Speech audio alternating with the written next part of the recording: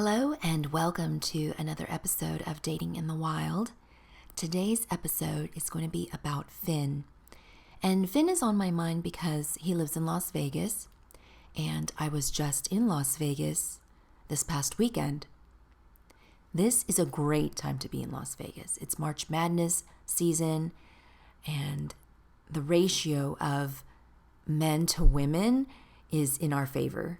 So ladies, if you are a single lady, I highly recommend going during this time of year. Now, 9 years ago, also during March Madness, I was in Las Vegas to celebrate 30th birthdays. My sorority sisters and I, a big group of us, we were turning 30, and we decided to go to Las Vegas to celebrate. And so we made a trip out of it, a weekend trip out of it. And it just so happened that we booked during March Madness. With celebrating 30th birthdays, we, of course, invited other sorority sisters, and they invited their significant others and mutual friends, mutual contacts, things like that. And one of my sorority sisters, her husband came, and he brought a friend who is Finn, because he lived in Las Vegas. He said, "This is my buddy. He lives here in Las Vegas. He's going to come out and party with us." And so that's how I got to meet him. Now, at the time, I was not single.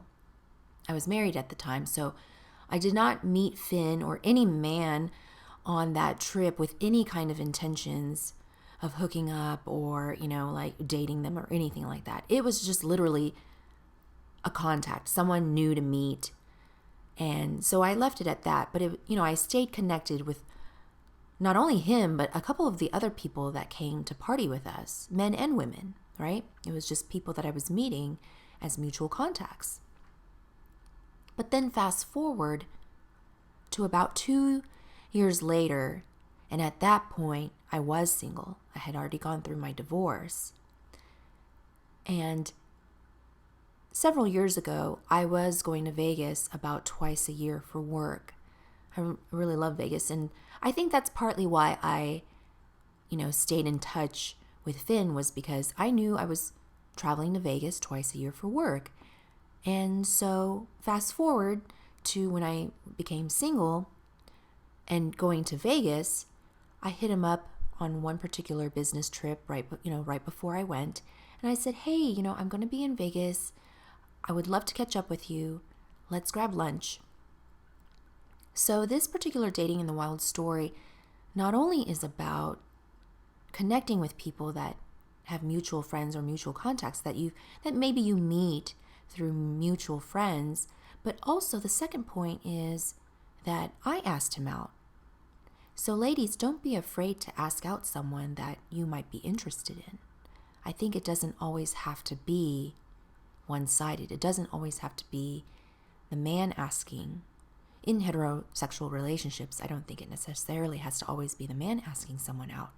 So in this case, I asked Finn out, and we did meet up on that particular business trip. We had lunch, and I mentioned to him how I was going to be coming out to Vegas again because, like I said, at the time I was traveling there multiple times of the year. So I said, "Hey, I'll be out there again." And I think the next time I went out there, it did become, a little bit something more, if you know what I mean. And I remember some of our dates included him taking me to the Red Rocks trails just outside of Las Vegas. And I remember another date, we went to see the Love Beatles show, the Cirque du Soleil show in Vegas.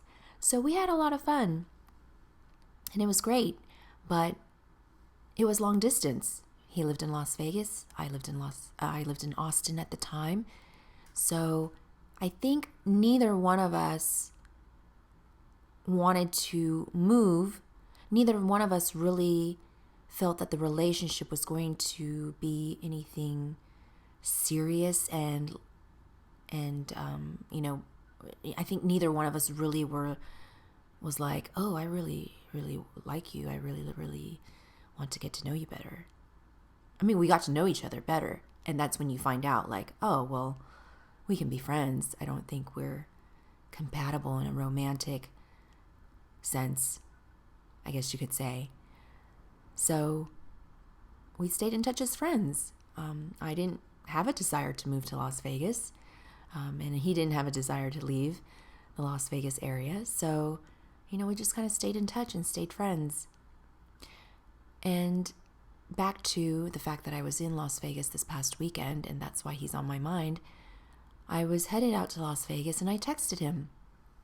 Because, again, we're on friendly terms. And I texted him, and I said, hey, I'm going to be in Las Vegas. Wanted to see if you wanted to catch up or, meet up and see how you're doing. He just so happened to be out of town. He's traveling overseas in Asia, so he was not even home.